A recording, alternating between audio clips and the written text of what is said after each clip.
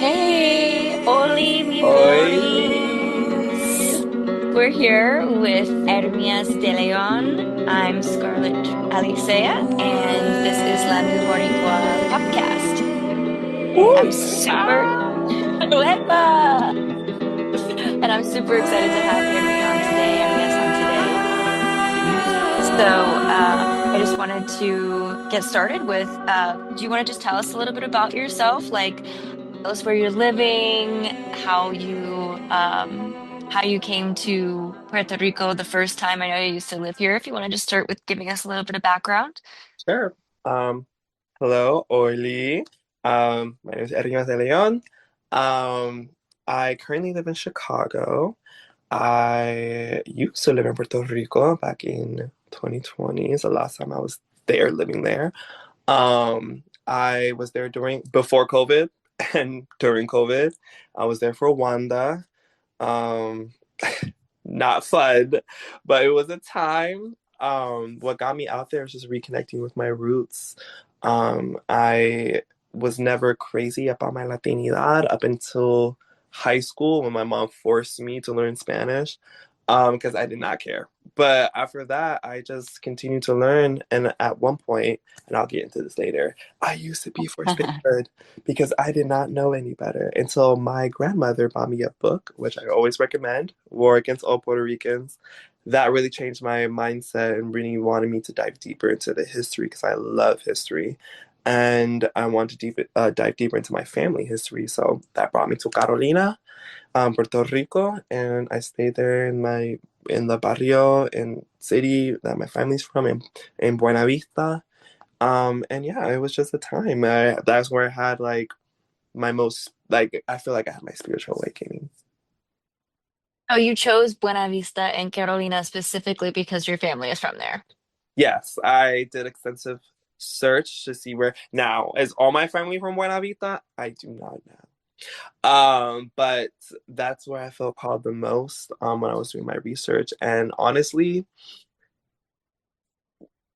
I wasn't even super excited to be from Carolina. Like while I was living there, I was trying to figure out where else is my family from. Because at that time in my head, a true Boricua was a Jibaro.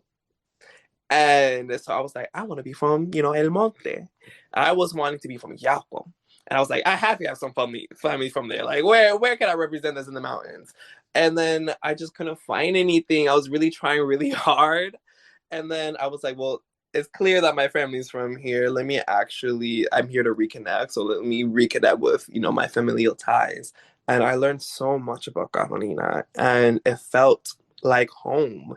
Um, and I've had some interesting spiritual things happen to me there. And yeah, it was just that's one place I can walk around those streets and feel at home, no matter what part of my life. Oh, tell me about one of the spiritual experiences you had in Carolina. I'm dying to know.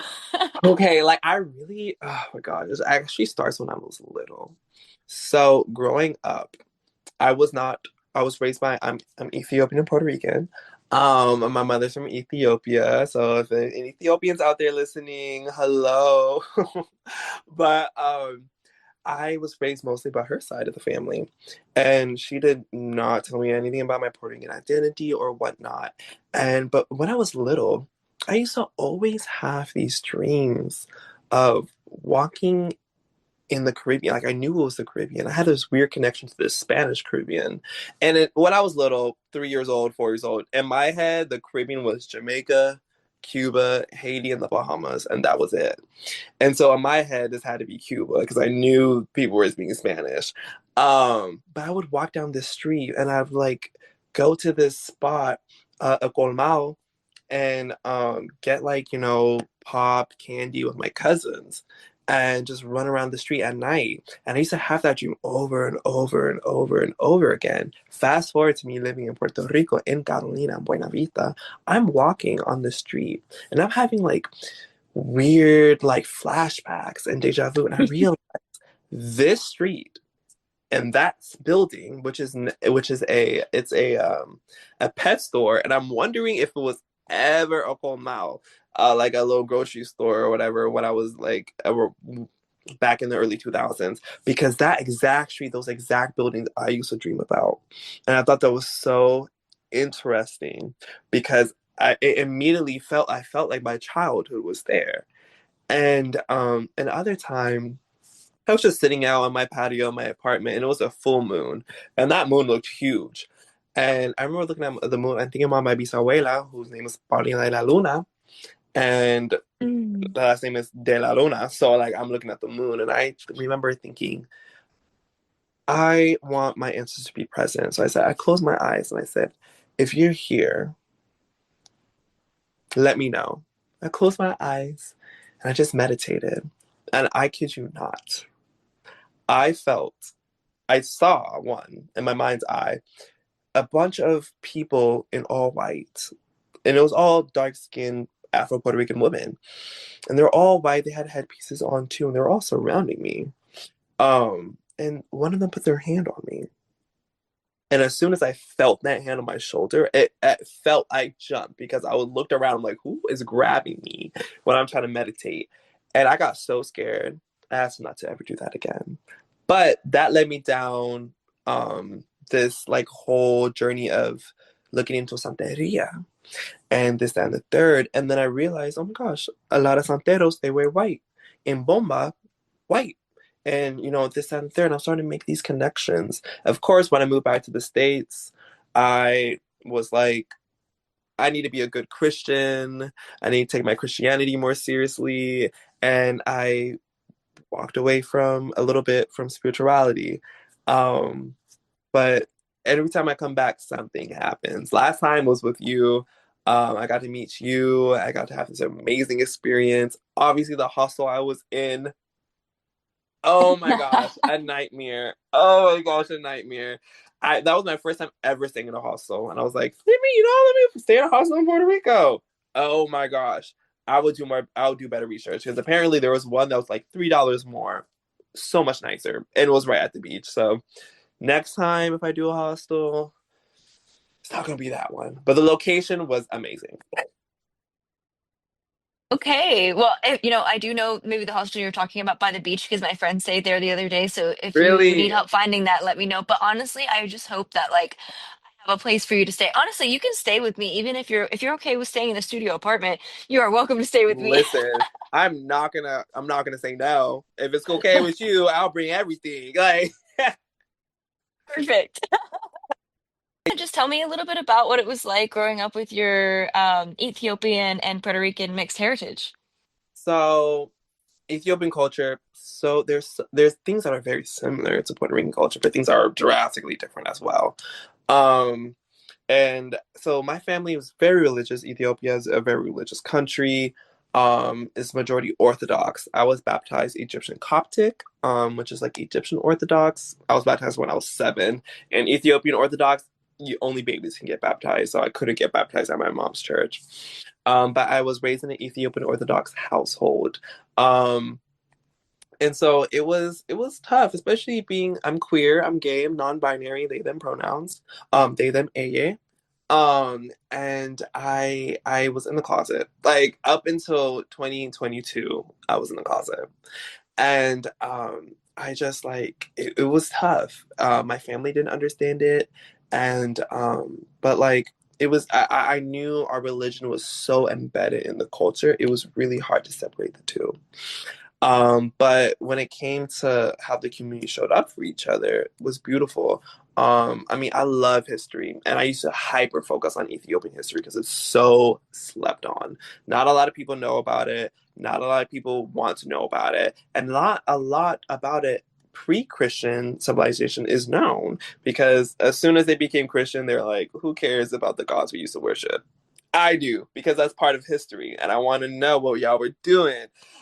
Um, but it was very interesting. My aunt is a caterer, so I grew up in her catering business. Since I was little, we were in that garage helping her cut up some stuff and whatnot. And yeah, but somehow, some way, Puerto Rican culture always found me, not knowing that Wow. I was Puerto Rican at that time, because I was raised mostly with my Ethiopian, like side. And my mom, I wasn't raised by my biological father, who is Afro-Puerto Rican. I was raised by my mother, and she did not care to tell me I was Puerto Rican. She did not care. She Yeah, did. because I read in your answers that you said like you were looking around at your other family members, and that's kind of when it clicked for you that like you looked different from your other family members, and that's when you kind of started exploring your Latino heritage. Is that true? Like, Yeah, what was that like? Like you didn't know when you were growing up that you were Puerto Rican? When did you find out and no. how? It was messy. It was so messy. Oh my gosh. I found out when I was in middle school. Well, on my way to freshman year of high school. Um, my aunt gave me so when I was a child, my father, the man I call my father, we're not blood related, but he came into my life when I was 4. He's African American. That's my father till the day I die. When you're young and you go through traumatic experiences, your body and mind at such a young age often just creates a fabricated story. And so after a while, I started to tell myself and believe that my father was actually my biological father. And my mom was always training me to say, just say, she would, now this wouldn't be the correct terminology, but she would just say, when people ask you who you are, say you're Ethiopian and black. Obviously, Ethiopians are black. And this meant she meant African American. Just say you're African American and Ethiopian. So that's what I always used to say. African Americans never saw me as African American. Always felt like I was different. But Ethiopians always felt like I was different too. I looked like my family, but I didn't look like my family. Like I looked like my Mm. mom, but in a different font. And and so growing up, a lot of people in the Ethiopian community used to call me Tukur. And Tukur means black. And that's what they Mm. use for African Americans or anybody to separate themselves basically from blackness. You're not Habesha, you're Tukur. Oh, And so, interesting. So, like within the Ethiopian community in the United States, like it's basically like the people that are Ethiopian, that's how they differentiate themselves from other like Black Americans, other African Americans, correct? yeah, they will say Tukur. Like they're black, I'm Habesha, they're Tukur. I'm not, they will be like, I'm not Tukur. Even though that means black and we are black. Um, it's a whole thing. Unfortunately, Ethiopia is kind of the Dominican Republic of Africa. There's a lot of colorism. There's this, that, and the third. I mean, when George Floyd's situation was going on, there's a lot of Ethiopians in Seattle and in the US and DC. When the prime minister was asked, well, how do you feel about the Ethiopian diaspora and the immigrants that come here and the racism they face? Our prime minister said, that seems like a black problem. I don't understand what that has anything to do with us. It's very interesting. So, I mean, a lot of the Ethiopian community who had met my biological father, they didn't think he was Afro-Puerto Rican. They didn't think he was Latin because he's black. And a lot of people said, no, he's not. He's too good. He's not black. And when he was no longer in my life, a lot of them were telling my mom, like, what did you expect being with a black person? It's like it's pretty sad, but I had to figure out what I was. I didn't know. I felt like I did not fit in with the African Americans. I didn't fit in with the Ethiopians. I didn't know what I was. And it wasn't until I found one of my aunts showed me a picture of my biological father going into freshman year of high school. I saw it like for 2 seconds before my mom realized it and ripped it up and went into a whole thing, which is understandable. She had a very traumatic experience with that man. And after that, I was like, well, what is Puerto Rico? I did not care because in my head, I saw Puerto Rico and I saw that it was J Lo, Mark Anthony, and I was like, I don't look like Mark Anthony. I don't look like Ricky Martin. I don't look like these people. I don't see me. So why do I care? I Mm. don't see myself in them. That's just going to be another. I feel like I'm going to have to prove myself extra hard if I'm going to claim Puerto Rican. Yeah, And there because a were, lot of the popular Puerto Rican voices are more of the lighter skinned Puerto Ricans. Yeah. Mhm. And so I was like, what's the point? I did not care to be Puerto Rican. I did not care to be Latin.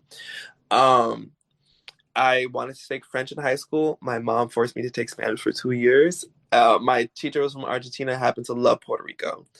She's like, I vacation there every year. Love. I was the only Hispanic in that entire classroom. So I was like, oh, you love Puerto Rico? I'm about to be your favorite person. Oh, Puerto Rico this, Puerto Rico that. Yes. Puerto And Rico this, Puerto Puerto Rico Rico this, that. Puerto Rico that. But like as I was saying earlier, like when I was growing up, somehow my ancestors made sure that some part of Puerto Rican influence were still in my life, even though I was raised Ethiopian, because I still grew up listening to salsa.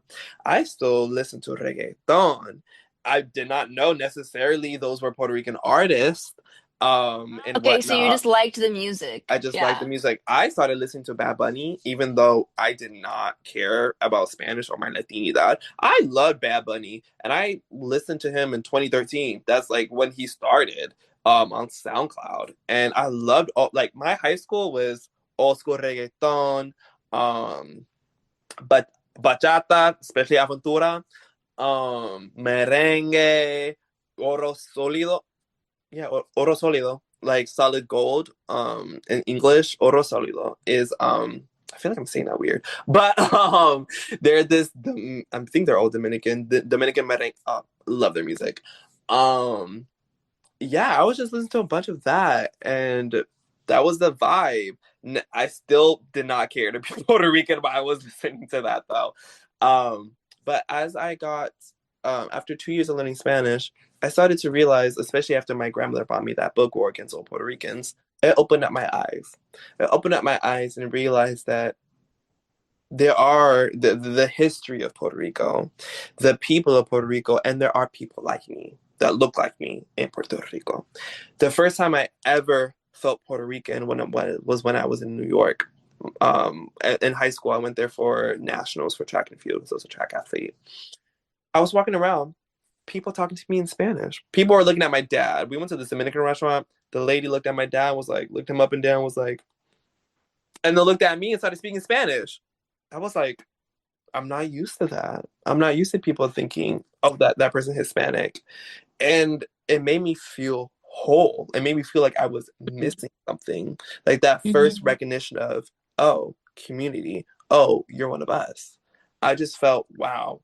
I remember I had a friend who was African American that was living in Puerto Rico for a time. I was super I'll be honest. When I would go to Puerto Rico, I used to pretend I was African American because I did not want anyone to speak to me or expect me to know Spanish. I was too embarrassed about my Spanish. I was hoping no one would think I was Puerto Uh, Rican. And so I don't know if you like ever pretended to be like a tourist or someone who's not Puerto Rican, but I did. My anxiety was bad. So no, I'm shouting I'm Puerto Rican everywhere I go. oh my gosh, yeah, I was a slow. It took a while for me. Yeah, yeah. But I remember we went to Calle Luisa. I think it's Bubbles. We went to oh no, not Bubbles, Bebos. I And literally was like, yeah, Bubos, but yeah, Bebos. Bebos. We Bubbles went is to like cloud. I love that word. Bobo is like a great word. Anyways. Juan Bobo. You know, when I saw that fountain in the anyways. But we went to Bebos and we're sitting down. We're ordering in English. My friend's African American, but she knows more Spanish than I do, but we're both ordering in English. The guy takes our order, cool. Walks away, gives us our food, we're eating. I say thank you. He's like, cool. Now we finished our food. He comes back to give us our receipt. We're still talking in English to him. And he looks at me and he goes, do you speak Spanish? Because you look like us. And I said, that made me feel so good. But at the same time, I was like, oh no. And I said, actually, I am Puerto Rican, but I don't speak good Spanish. And immediately there was a disconnect. Immediately he went from, you look like one of us to, oh. And then just walked away. And I was like, yes, I am a no sabo. I'm so sorry. Yeah, Puerto Rican, but I don't speak Spanish. And it's like, oh, you're one of those Puerto Ricans. And I had to deal with Yes. that too. Like that shame and guilt, even though I wasn't raised by my Puerto Rican side, and all my all the pressure in my family too about moving back to Puerto Rico and the connection. Like my titi, she's always talking about how proud she is. She wants me to be the catalyst of all of us moving back. Um, Mm. and I'm just like, I'm the one that's reconnecting. I'm the one who's doing this, that, and the third. When I got in touch with that Puerto Rican side, like they were all disconnected. They've been living in America, and we're all black. and we've all been pushed more to the Black community and felt more accepted there than we do in the Latin community. Because one, we're from the West Coast, so there's not a lot of Puerto Ricans in general. And a lot of, I feel like there's not a whole bunch of Afro-Latinos in the West Coast. Like, and when I mean Afro-Latino, I mean ethnically Afro-Latino, not, oh, I'm African American and my mom's Mexican. Unless she's Afro-Mexican, you're not Afro-Latino. You're Black and or African American and Latino because you're Latino, so it's not Black, you know. But like I remember people didn't even know what Afro-Latino was in Seattle, where I was born and raised. A lot of people didn't know what Afro-Latino was. I remember when I was signing some type of government thing, they said, "Oh, you're Hispanic?" I said, "Yeah, I am." And they said, "Well, you don't look Chicano." Yes, Mexicans are the only Hispanic people, in fact, in the The world. only ones. The And I only ones. know Mexican people really appreciate that. They really appreciate that everyone, their culture just gets spread apparently to all the other cultures. Like And they water it down too. yeah, Like, we have unique cultures within all of Latin America. Like, come on, people. Even though like obviously certain regions have certain similarities, but yeah, I also like I noticed how you were mentioning something about like yeah, you said your titi was like encouraging you to be the one to help your family reconnect and like I think that is so cool and I think that is like something I'm seeing a lot in the diaspora right now. Like a lot in like Puerto Rican and culture in general, but like obviously the diaspora for the most part are the people that are like, I need to like learn these things. I need to study these things more. I need to understand and then use that as a way to like reconnect and yes.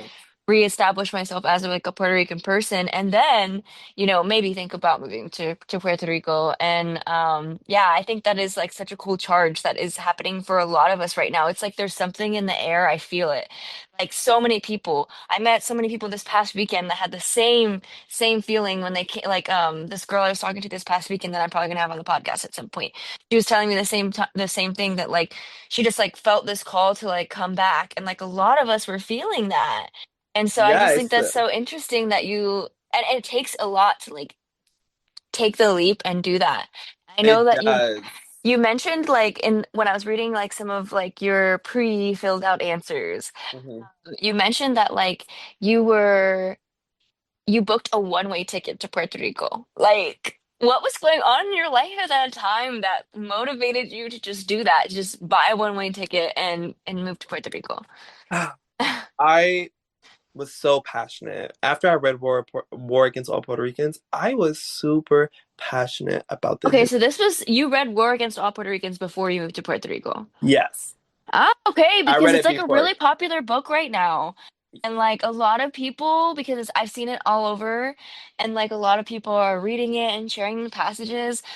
And I haven't read it yet. I really want to. I read A People's History of Puerto Rico, which is another Is highly that the blue one? recommended. Yeah, well, it has Right? exactly. It has the correct I'm colors about to say of the Puerto because Rican flag on I the cover.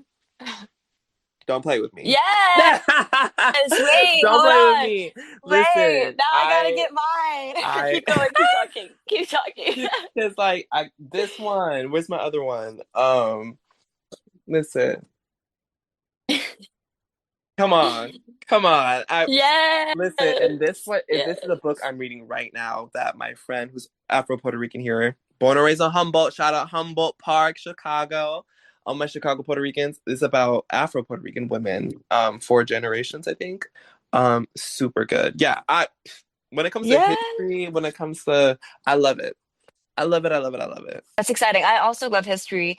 And I've mentioned this before, but I think I've told you this too. I studied cultural anthropology in my Yes. undergrad. So, I mean, history is like a huge part of that.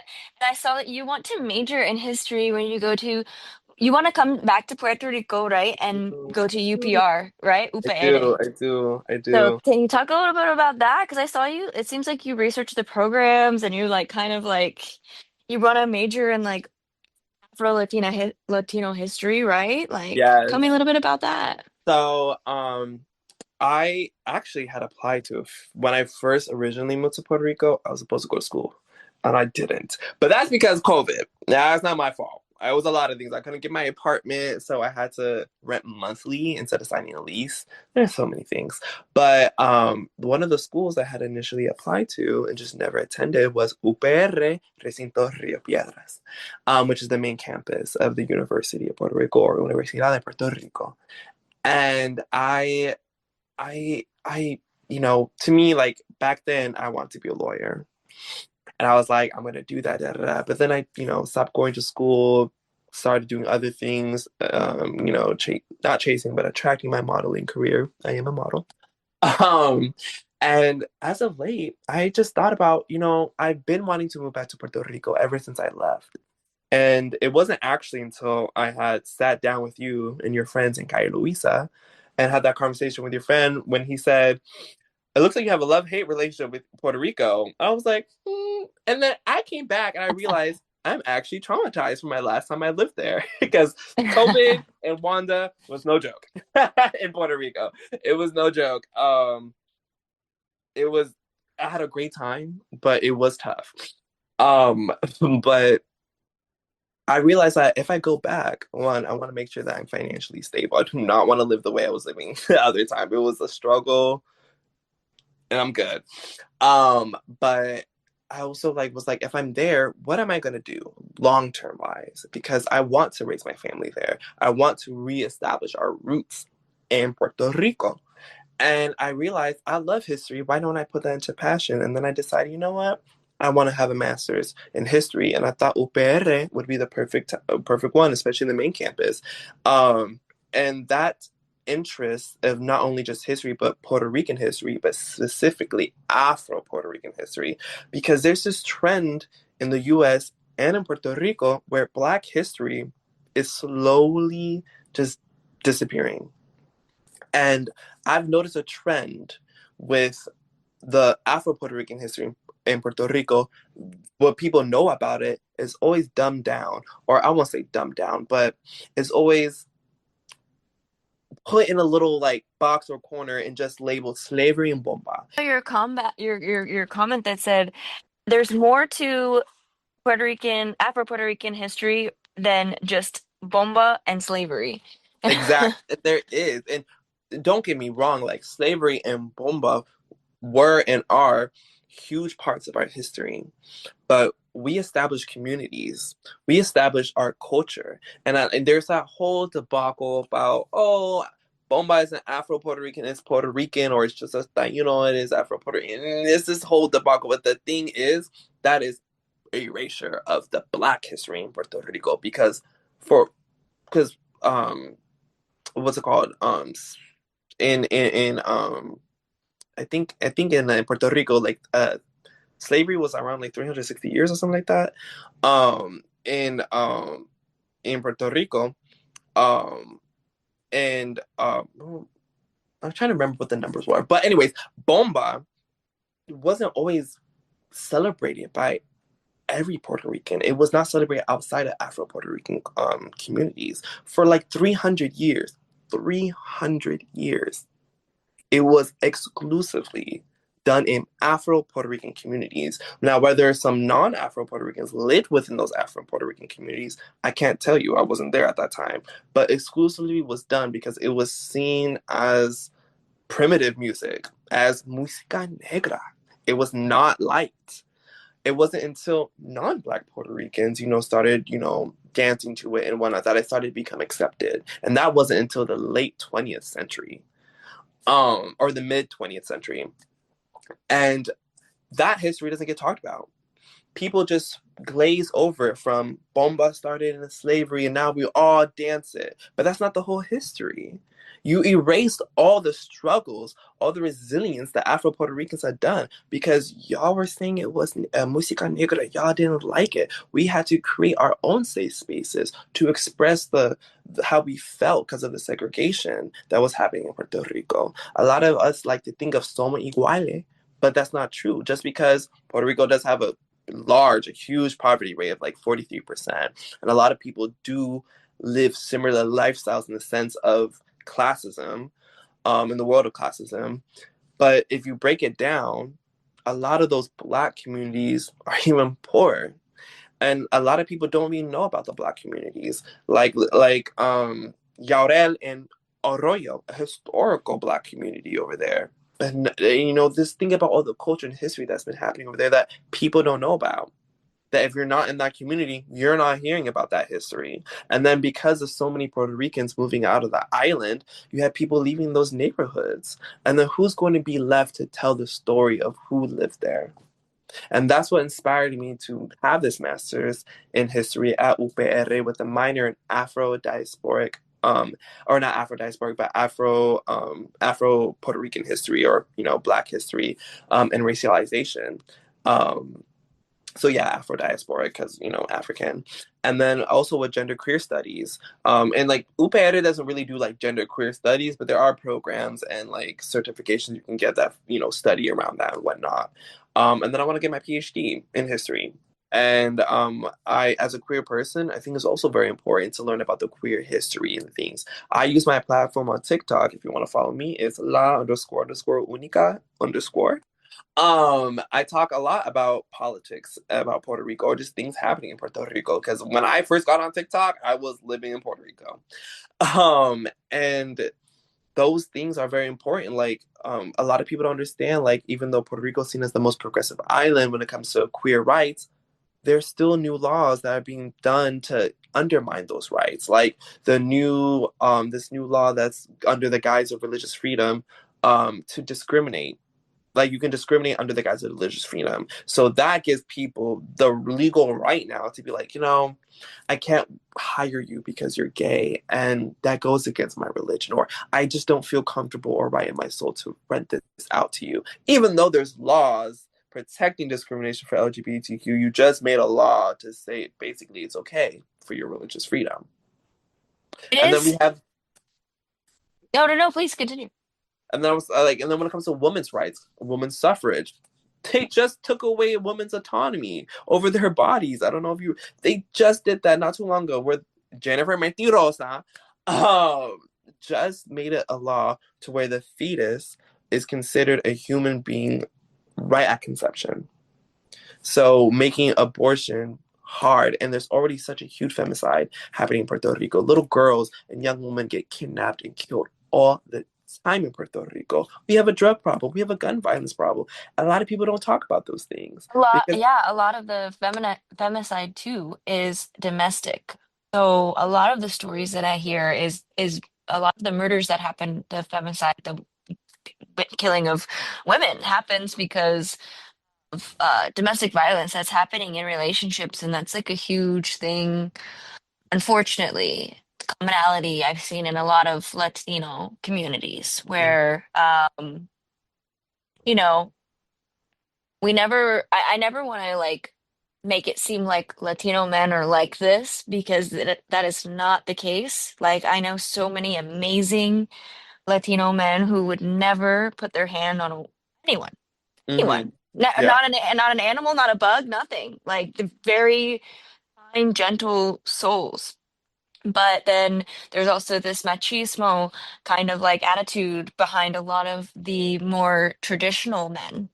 And some of that's really sexy. I like a lot of that. I like really Boricua man. Like I love a super Boricua man. Like, oh, yes. We can Like love masculinity, but then when it gets toxic, yes, and it's and not it's even not. the masculinity, it's the culture for me. Like it's just like a man that's just like super like in his culture, like because like a lot of people here are Americanized, and that is not necessarily their fault. It is the presence of the United States. How do you not become Americanized when the boot is on you all the time and you're surrounded by American culture everywhere because the United States Everywhere. presence is more and more and more, and the media and all the entertainment is American, and you know what I mean? Not obviously all of it, but I'm just, it's getting Yeah. bigger. And so, like, I mean, that's why a lot of the teenagers here I've seen speak really great English. Obviously, some of them go to schools where they're taught that. Depends on like where, if you go to a great school or not, how great of English that you learn is what I've been told. But like, I see that like they even know it just because what's popular is in English for them. And so they watch the videos, they watch the movies, the music, and I really appreciate someone who who is very not that. Like, because I think that obviously that's how I grew up. So I love somebody who's just like, no, I'm Puerto Rican. Right. Like I like Puro someone that like Boricua. maybe doesn't even speak English. Like that's like perfect. I'm like, Oh, yes, I because the love when I go to Puerto Rico. Because in my neighborhood, on my street, there was only one person. There was a person I was renting to who lived beneath me who spoke English. My neighbor on the left didn't. My neighbor on the right didn't. My neighbor in front of me didn't. His wife didn't. And I love that experience because it's like this is Puerto Rico. And a lot of people think everybody speaks English in Puerto Rico. And I will say a majority understand it. But like whether they speak it or not is a different. Like of course in La Metro and like big cities and stuff like that, yeah, I feel like a lot of people do speak it pretty fluently. But even then, like when I took my friend that you met when we yeah. her first time ever her first time ever going to Puerto Rico, maybe I shouldn't have given her as local of an experience that maybe on my part. But I was like, we're still staying in San Juan, so it's still we were nowhere near the touristy areas and stuff. We stayed in Puerto Nuevo. Puerto Yeah. Nuevo, yeah, Puerto Nuevo. So it's like on the border of Right on your way Guaynabo. to Vio San Juan, right? So it's like it's technically part of San Juan, but it's like on the border of Guaynabo. Le... Can you hear me? Okay, now I can. Sorry, it froze. No, you're good. It's like it's technically in San Juan, but it's like on the border of Guaynabo. But like I will always say San Juan because as soon when you're crossing that border because all of a sudden the streets look nicer, and you realize you in Guaynabo, but it was nice. There's a lot of Dominicans that live in that neighborhood, and there's a lot of Afro-Puerto Ricans and Afro-Dominicans that live in that neighborhood in Puerto Nuevo. And we were just staying there, excuse me. We rented out not an Airbnb but a Verbo because I with Airbnb I'm always like but a Verbo that was locally owned, and we went there, and there was only one day where we found someone that spoke English to her. And that was when we went to La Placita. Even when we went to Viejo San Juan, we went to a Burger King. Apparently didn't have anyone who spoke English that day at the register because she had me translate everything for her, and she went to what was it, Patricio, like the mall in Guaynabo. I think it's called San Patricio. I could be wrong, but it's like a big mall. She went there, thinking it was going to be a quick interaction. I told her that she didn't need to know Spanish, that she would be okay in Puerto Rico without knowing Spanish. And I said, in Guaynabo, I'm pretty sure a lot of people in there, because I've known a lot of Guanabichas who will speak English before they speak Spanish. You know what I'm saying? And I was like, you'll be fine. No one was speaking to English to her over there, and she felt really overwhelmed. And she said, in that moment, because her phone was dying too, and it did die, she realized in that moment she was like in a foreign place, in a place where she could not rely on English 24/7. Like there will be a language barrier. And that I And mean that's what I mean for some of not these like not your friend. I think that she was like super cool and super sweet, but some tourists come here and they expect people to be able to speak English everywhere they go automatically, and then like they expect people to a certain type of American that comes here expect people to like placate them as they go places, and and I'm just like, did you really come here not not really understanding, yeah, like this is a whole other country, but this is not like a judgment on your friend or anybody. It's just yeah, like it's just it just goes to show how people really, because I think of Puerto Rico's colonial status, people see it as a territory of Puerto Rico, and it's just or of the United States, and it is the basically a playground. state. It's a Yep. playground, exactly. Like, oh, we just go here, and it's like, no, this is like a very unique place with its unique culture, dialect, people. Yeah, I exactly. always tell And people, and it's like going to like Cancun in Mexico and never like leaving Cancun. Like, right? And just like you're I would never tell gonna people, understand it. when you go to Puerto Rico, you need to treat it like it's any other foreign country. Yes, are you going to see a lot of Americanization stuff like that? Sure, of course. The deeper you go, probably not. But like, especially in our metro, a lot of American things and whatnot. But America loves to be in places they have no business being in. So you're always gonna find some type of American something somewhere. Like you said, If there's resources, Cancun, the United States is right there. The United States says freedom. freedom, but like, Freedom. and so it's just like it's that idea, and like I remember, like there was two instances where I was in Puerto Rico where I was just walking around. It was in Condado, so in Santurce, but in the Condado area. And I was walking by and I see this person yelling at this middle-aged, person because it was an American tourist yelling at this middle-aged Puerto Rican, being like, "You don't understand me?" Like, da da da, frustrated because they were lost, I guess, trying to go somewhere, and the Puerto Rican did not speak any English, and also it looked like he looked like he was on his way to work. Like, you know what I mean? So I don't think he's trying to help you out. And then you cursing at him because he lives there, is on his way to work, and you're trying to stop him because you got lost. And This is why I get so fucking pissed off. The tourists that come to Puerto Rico and act like that from the United States, because that is the name that they give for all of us from the United States, even Puerto Ricans. So, Mhm, like, they think that of us, even from the diaspora, when we come, because people act a fool. And honestly, mhm. sometimes the diaspora acts a fool too. So Yeah. it really just depends on an individual when they come here for like a visit, how they're going to act. But a tourist is a tourist, and sometimes I've even seen diasporic. Tourists act kind of, they're usually more respectful though, so but still, especially like you and I being people, like I think that we can relate that sometimes people might think that we're Boricua and maybe sometimes no. It really just depends. Maybe when you're here, people think that you are, right? But maybe when, like you've said earlier, maybe in the States, maybe not so much. They might not Mhm, automatically assume that you're Boricua. But mhm, like when you're here, people see you and they're like, no, obviously they're Boricua. Like, mhm. but like, I think like if someone sees me, not always, because like I said in my comments earlier, as I was telling you earlier before we started the video, like I was so excited because anytime someone in my comments is like, "You look super Boricua," I don't know what people are talking about. I'm like, I know, Like you right? just get so like Right? you're like, oh my gosh, like like even the last time I was with you, when people thought I was born there. That was the first time I ever got that, and I was like, pero cuando yo hablo en español, ay, tú tienes un acento, tú eres gringo, sí, soy de la diáspora. Like I do have an accent when I speak Spanish. Like it is, I do have like I am a no sabo, so like when I do speak Spanish, it is gonna sound like a gringo. So when some people were like, "Oh, but were you born here or you look like that?"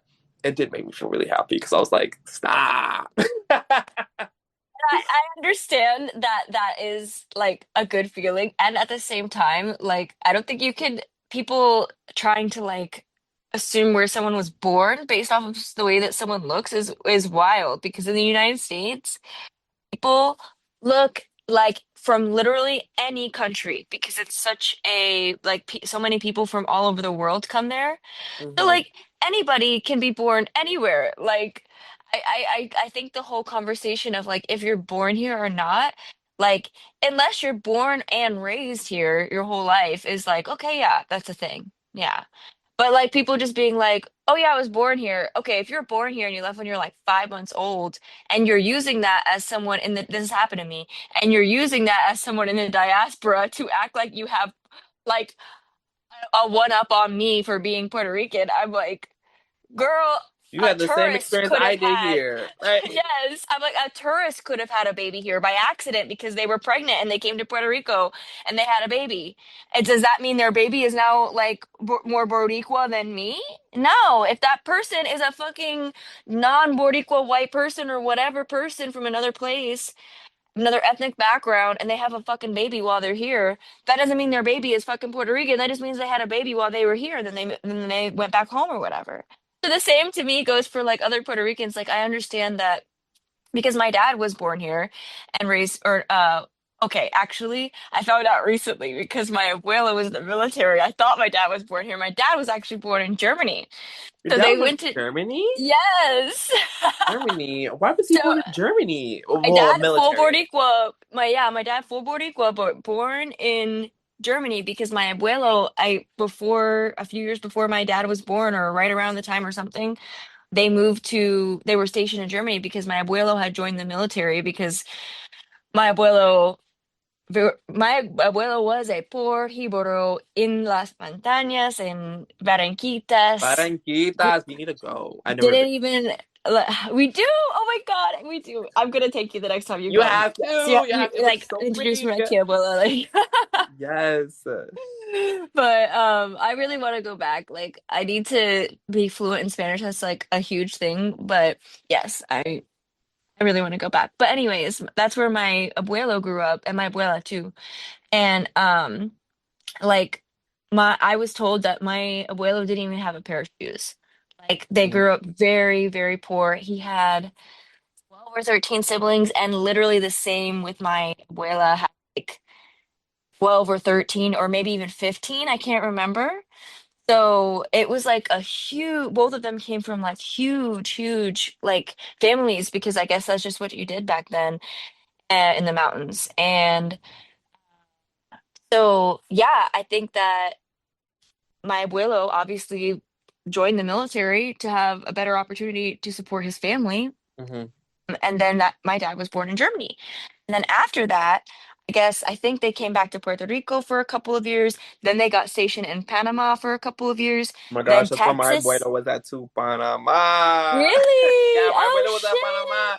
And we shit. always like we are my family, we love Panama. We've never been, but we're like we always be like, we're on our way. At one point, because my abuelo was so like loved the Panamanian culture and loved living there and everything. At one point my family was like claiming Panamanian. The Panamanians are giving him a side eye, like, Like even my titi at okay. one point, even my titi, if you look at her, all my Puerto Rican friends are like, she looks super Puerto Rican. But even now, she'll be like, oh yeah, I'm Panamanian. That's so funny. Yeah, and then they went to Texas, I think, for a couple of years, and then they came back to Puerto Rico, and that's where my dad Texas. That's where my like brother lives. grew Texas up since too. then. Yes. Yes, it's so Oh, crazy. And that is like the story of a lot of Puerto Ricans and their families, like especially from the diaspora, is like the moving of like different places. And like a lot of them join the military and things like that. It's like it's a we all come from like very mixed usually backgrounds if you are Puerto Rican of like not just heritage, but I mean just like of how you grew up and how the movement of people goes because yeah. it's like back and forth a lot of times or like, you know, Mhm.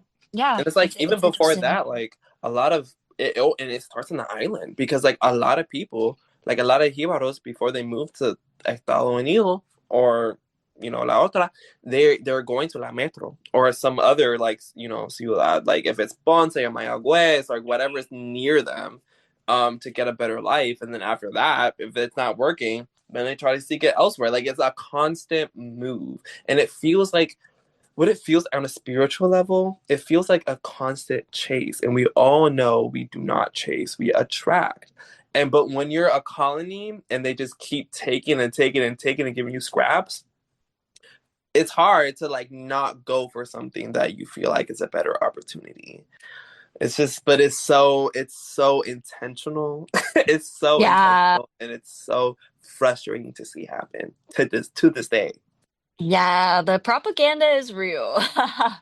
Very real, very real, so real. I'm not just like, and I get, every now and again, I like to play jokes on TikTok, because I will see people talking about here's the best places to live in Puerto Rico, or like, oh, like I vacationed here for like one weekend. I fell in love so much. I had to come back, and now I'm here with my remote job and making like 5 times more than anyone else on the island. Because there, not to say there aren't Puerto Rican elites, because there are Puerto Rican elites. There are very wealthy Puerto Ricans that live in Puerto Rico. Pero Puerto Rican rich, is Yeah. different from US rich. So, yeah. To be considered And rich even, yeah. in Puerto Rico, it's like in the hundreds of thousands. To be considered rich in the US is like 2 million. So Oh, you know I'm what I'm like, that's saying? It's interesting because to me, somebody that makes 100,000 in the U.S. is rich. Like, it also, I think it depends on your individual perspective. Because to me, anyone that makes $100,000 a year, I'm like, do you're you know very, what you're I could honestly, do? you're I, wealthy. yeah, I would be like, wow, like I could do so much with that. Like, Right? But see, that type of money isn't hitting people's pockets in Puerto Rico. Like, and so someone who, and the thing is with the economy and like how things are going and whatnot, it's like even 100 something thousand dollars, like that can be gone pretty quick. Like you're gonna still have to budget something. In Puerto Rico with that money, you probably get a really nice house, this, that, and the third. You can live in a very nice gated community and people from the well, States. even the housing prices are and the land prices here are going up too. It's not quite like the U.S., but it's becoming that way. It's And it's because for like obviously of the people moving here and just putting cash down because yes, they can because they can afford afford it. it. And so like they raise the prices to bring more of those people. Like Ciudadela in Miramar, Yeah. who is paying that? And the thing is, I've seen some Puerto Rican flags in there, but I'm like, are they Puerto Rican? Because some of those apartments are $5,000 a month. I do think so because I do think there are like sometimes that because I think like some Puerto Ricans, I don't know, maybe even some people that were born and raised here get online jobs that are really like proficient in English and proficient in their job, like Fabulous. get jobs like in the US online or something. Or I mean, there's a lot of like I've seen people. I remember when I was working in Plaza Las Americas, like I would see Oh, but you women worked at like Plaza. Puerto Rico. Yeah, Oh my gosh, that's where I had that my was first ever queer intense. date. Love it. Oh my God, I love it. I want to hear about it. Well, like I worked there and I remember seeing so many like wealthy women come into my store and just drop like $1,000, drop $500, drop $400. This was all Puerto Rican women. This was not like rarely would we have someone from the United States, like an American non-Puerto Rican come in from the United States. Because they're Um, all going to Mall of San Juan. yeah. That's where all they're all going. I mean, like so I realized when I was working that job too, and when I was looking around the rest of the mall and seeing all these bags and all these expensive stores and people buying things, I'm like, okay, there is money here. But like you Yeah. said, like the poverty is more prevalent for sure. I mean, like especially like I have always in my adulthood, especially like I grew up middle class, but like in my adulthood, like I'm just trying to call a spade a spade. Like I would say I'm like more in the poverty class in my adulthood because of just the income that I make. It's just a fact, Yeah. And Me like at and you the end of both. the day, when you look at At when you look at the numbers, at the end of the day, the end of the day, your bank account's not lying. Like, you know what I'm like, yeah, that's what it is. I And while I'm grateful for the roof over my head, I have learned to budget myself so I can eat and put food on my table and support And good myself. job doing that because it's not easy. Like during Most COVID, of you too. I wasn't even getting unemployment at that time. I was Me using neither. that saved up. And Me too. it was luckily I was shopping very local and whatnot. And my landlord was his wife would make me food and just leave it out my door. Very community based. That one thing I really miss about Puerto Rico is how community driven it was. Um, Yeah. but it's not easy. It's not easy. I mean, stressing about when I'm gonna eat next, how long my money's gonna last me was not fun. Yeah. Yeah. And so now you feel like you're in a better economic position in the States? And like, what do you No. think? Okay. No, you're like, no.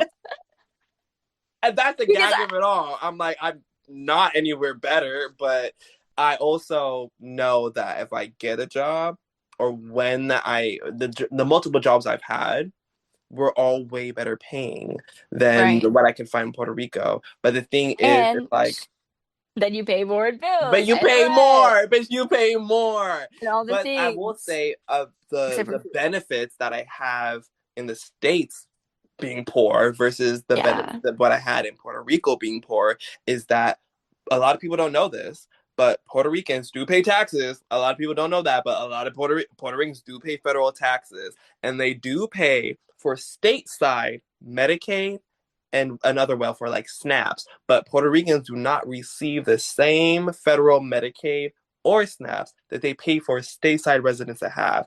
In Puerto Rico, the Medicaid they Their own. receive is through Mi Salud program, and it's very underfunded. It's not everyone can qualify, and there's not a lot of benefits to it.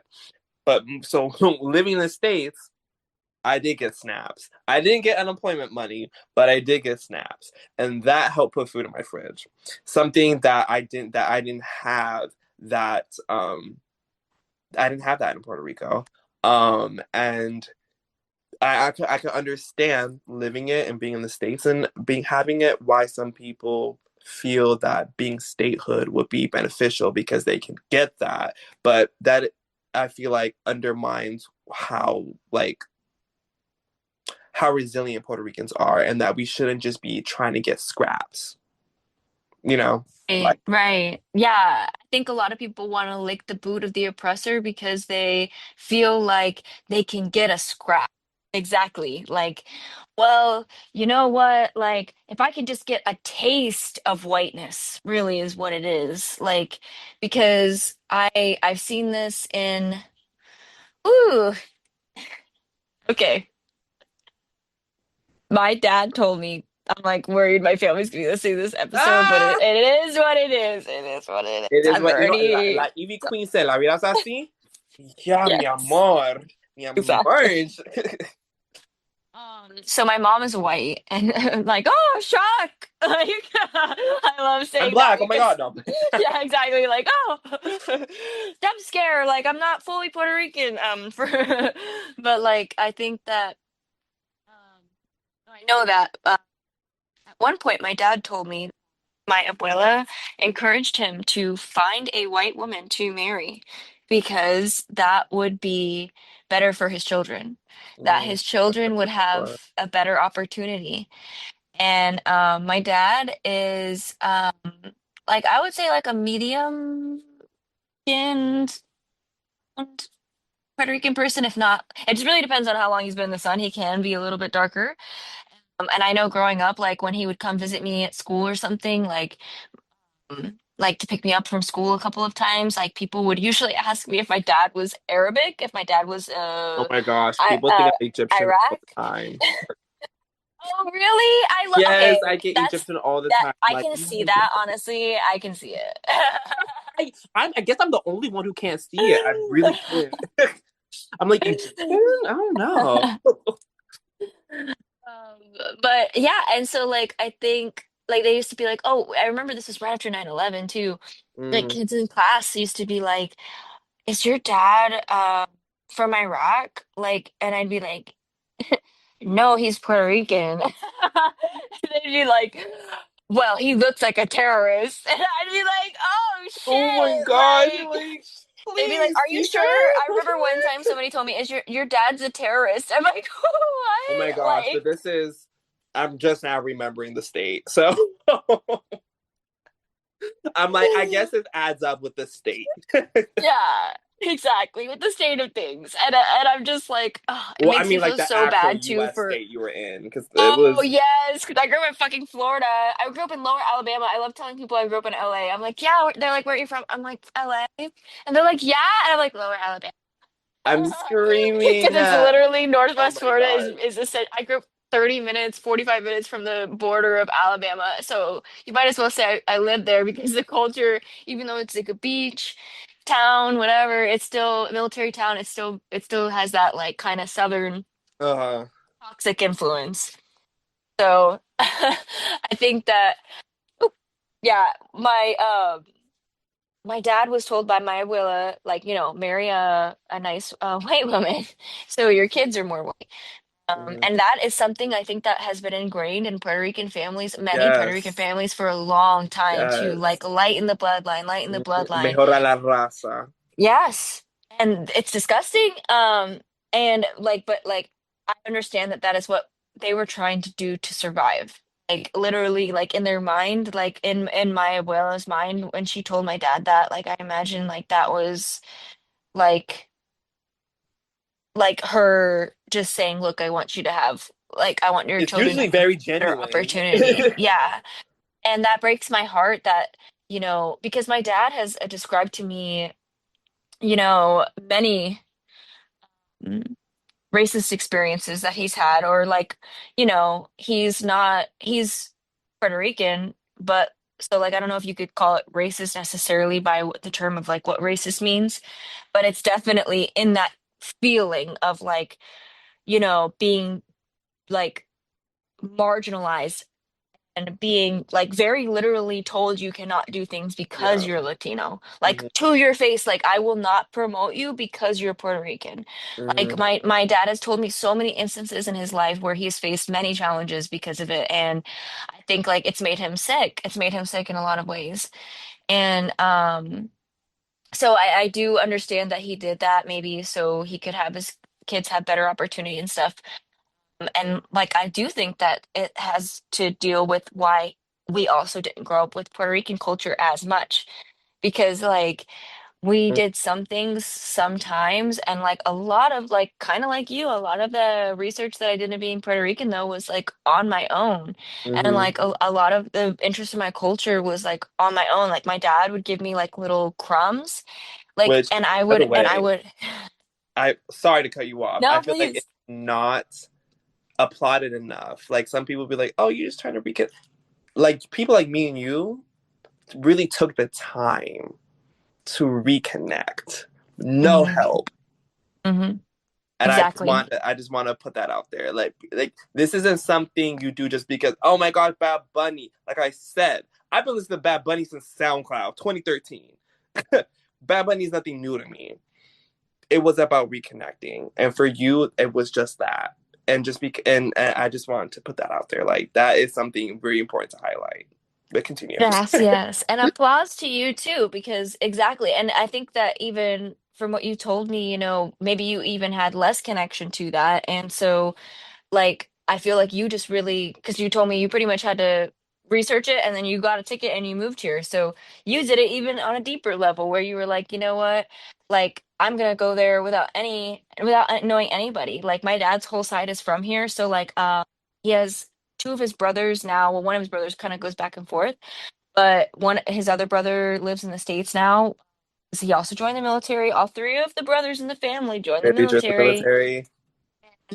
So one of his brothers, my Tio lives in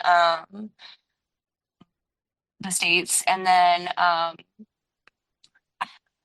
technically my dad still lives here, but he's moving back to the States. Like Oh, he wants to be with the grandkids, with my sister's kids. But other than that, like his whole side lives here. Like both of my titis live here with both of their husbands, and all of their children live here. So yeah, I think that like. And then my extended family too all still lives here.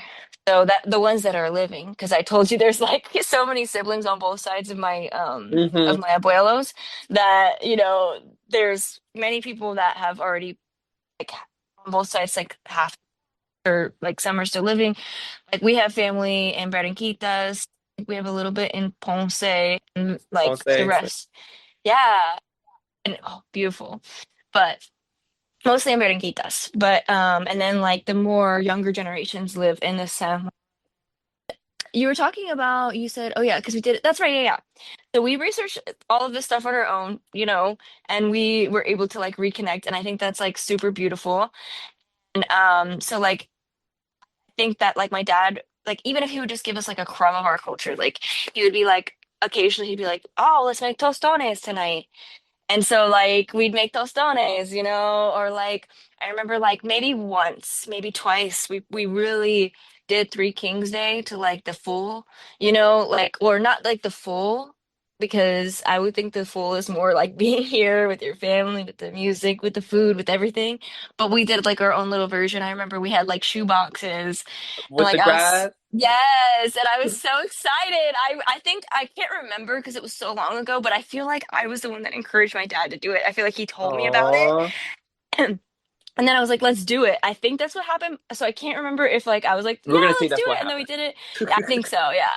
Or that or my dad was like, no, no, no, we'll do it. So like and it was like it was super cute. And yeah, so like I said, we did something sometimes and like I remember like when my titis would visit, like it just made me feel like, man, I know this is like a huge part of me. And like you said, when you can kind of connect with that, you feel like a piece of you is coming back. Like that was missing almost like, oh Exactly. wow, and like now I kind of feel whole in a And way. I feel Yeah. like that in that moment, you can almost feel the pride of your ancestors as well. Because Yeah. there's been moments where I'll feel sad, I'll feel alone, um, and all of a sudden, I see someone blasting reggaeton or someone with the Puerto Rican flag, or like a song will play, and I look at the title and it says Lobo, and Lobo was my abuelo's nickname, and I'll be like, Oh. in moments like that, or I see something that says something Luna. There's literally a street here called like Paulina Avenue or something like that. And Paulina was my bisabuela's name. And so like I just like there are times where I see these things that I feel empowered, like my ancestors are there. And it's like it's in us. And it's something that whether you're half, a quarter, part, whatever, that's in you. And if Hmm. it's shining bright and if that call is to be back with community and to reconnect what has been taken, stolen, because that's really what's happening in Puerto Rico. Our land is being stolen from us, whether it's from the inside, from Jennifer Mentirosa, selling land, protected land to companies, or whether it's the U.S. keeping us a colony, you know? But, Yeah. Well, think this has been a really good conversation. I kind of want to like start wrapping up a little bit, but I no, of do want to course. hear about like your modeling. Like, tell me a little bit about like, because I see you're just so beautiful, and I see you like all of your posts. And like, didn't you do a show that was specifically for Afro-Latino people? Wasn't that So like, it was a show not specific for Afro Latinos, but it was for the Latino and African communities here in Chicago. And since I'm both, I was like, oh, this is perfect. And so I did get casted, and I actually got to model for um, two Latin designers. Actually, well, I guess three. Two of them worked together. They were Mexican and Puerto Rican, and the other one was Mexican and and then the other designer I modeled for was from Zambia. And so huh? it was really fun. It was really nice. I remember I was over there. I was around a bunch of different, Africans and whatnot, and we're talking. And I was like, oh, it's really I said something along the lines of like, it's really nice, be with other Africans. And the director looked at me, she said, you're African? And I said, yeah. And she said, oh, I thought you were like Hispanic or something. I was like, yeah, I am Hispanic, but like Yeah. I was like, but like I'm Ethiopian too. And she was like, oh, I would have never guessed. I was like, well, now you know. And then I was talking to these other models that were modeling, and they're like, oh, you're African? I'm like, yeah. I'm like, oh, like what part of Africa are you from? I said, guess. And they said Egypt. Yeah, I love it. I I was can see like, hey, it. maybe I need to look at more Egyptians because I really don't see it. I really don't see it. But yeah, modeling has been a great experience. That's actually why I moved to Chicago in the first place. It took me a while to get here though, because to get to this point of modeling, I was dealing with a lot of self-consciousness, anxiety, and whatnot. Um, and this is also me after moving back from Puerto Rico, coming out and saving money to move to Chicago. So I was so many things going on in my head. And when I got here, life really hit. It was my first time ever. Well, I guess it wasn't my first time ever renting because I lived by myself in Puerto Rico, but it was my first time renting in America. It was just so different in Puerto Rico. It was like my first, I guess, like everything's officially on paper and stuff like that, and all these other stuff. And so it was different. And I actually didn't have a job because I didn't have a job lined up. I moved here in November 1st of 2022. I didn't get a job until like July of 2023. Wow. I had a car though, so I was doing Uber to get my money. Hmm. And Well, you had a job then. so You yeah, I had a mean, job I had a then. job. I You were was doing self-employed. Uber. I was self-employed. I'm a tourist. I'm gonna do what I can. Um, and it was like I it wasn't until my ex did a surprise photo shoot for my birthday, which I was not happy about. Because I was really anxious and nervous. I took some swig of some ron, some donku. And I got in front of that camera and I had a great time. And then I was like, you know what? After we broke up, I said, I'm gonna actually keep this up. And I started doing going to casting calls and getting casted, and I realized how natural I feel when I'm on a runway model, how natural I feel like walking, and how excited I am, and how alive I feel. And it's also really helped with my self-confidence. It's really helped with my public appearance and public speaking and whatnot. And now when I'm out like walking around and stuff like that, the world is my runway. I kind of just feel empowered. I don't know, like something that I feel like it really was a bit of what's that like um shame therapy? Not shame therapy, it was like embarrassment Exposure therapy, therapy. exposure therapy. That's what it feels like because I was so self-conscious. I used to think I was ugly, like the ugliest duckling on the fucking planet. Excuse me, on the freaking planet. Which is And crazy. and so like because I grew up with like a lot of my male cousins calling me ugly like all the time, and I like internalized that, and so like when I finally like went to this modeling industry and people were like, "Oh, you're gorgeous," or like this, that, and the third, I was like, "Really?" And then like all like the support I've gone from the Latin community in the modeling industry has been crazy. Because even in like that People of Culture was the show I was in, that what was the African Latin community. Like a lot of the Latin models were like we were talking, but one of them was straight from Venezuela, which is a topic.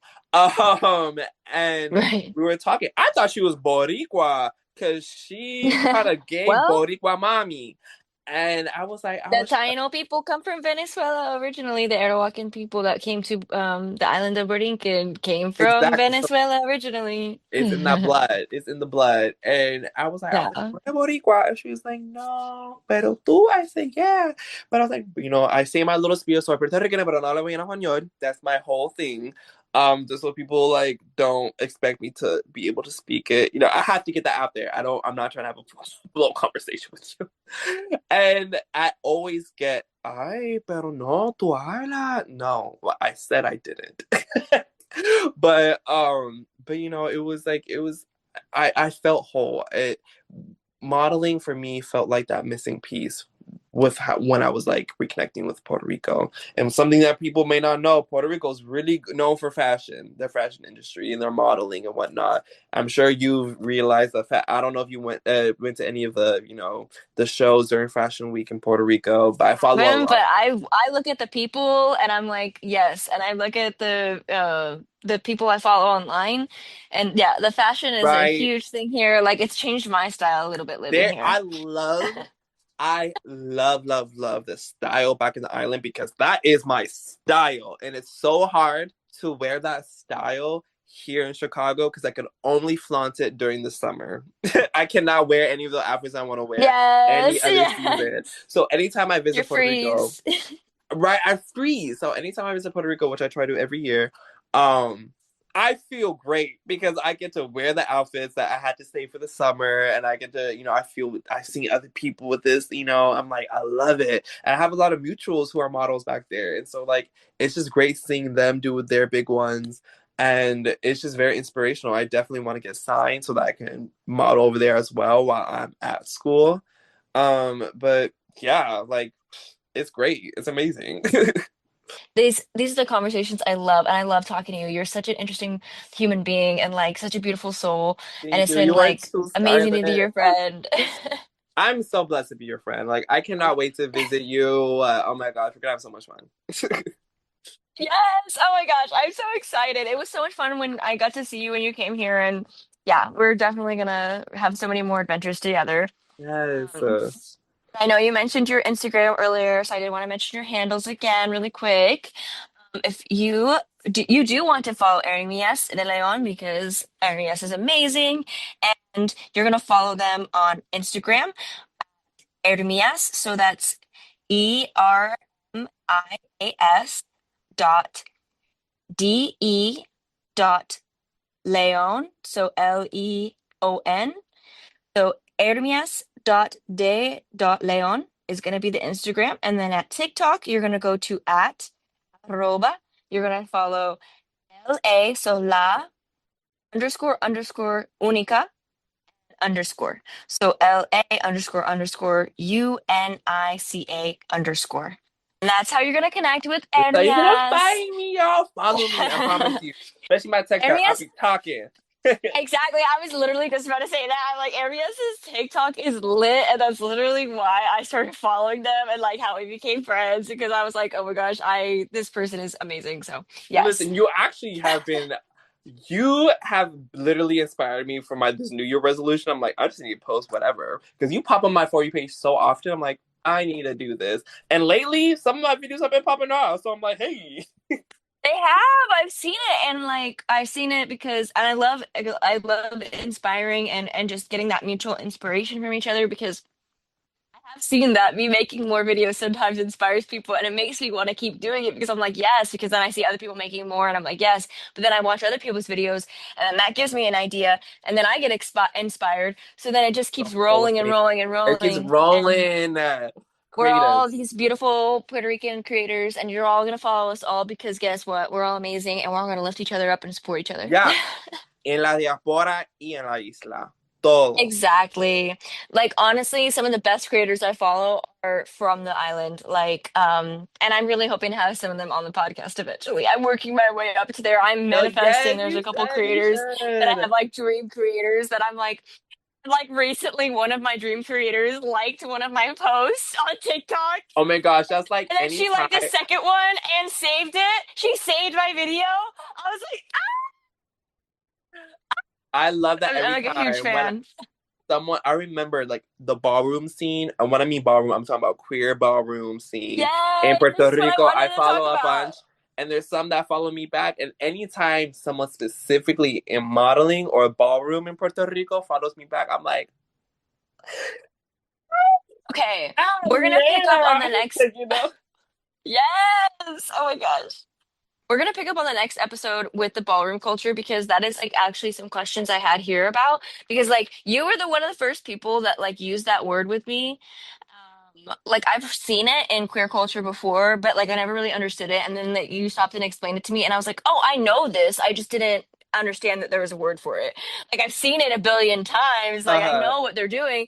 Like, but oh, okay, there's a word for it. Okay, so yeah, I want to the talk about ballroom like scene. yes, I want to talk about that. I want to talk about queer culture more Yes. in Puerto Rico and outside Puerto Rico. And yeah, we have so many things to talk No, about. yeah. So I'll we're get gonna in have my Ermias back first on queer very soon. date. I know. My first ever queer date In Puerto experience Rico. was in In Puerto Puerto Rico. Rico. Was in Puerto Rico. Okay. Ever.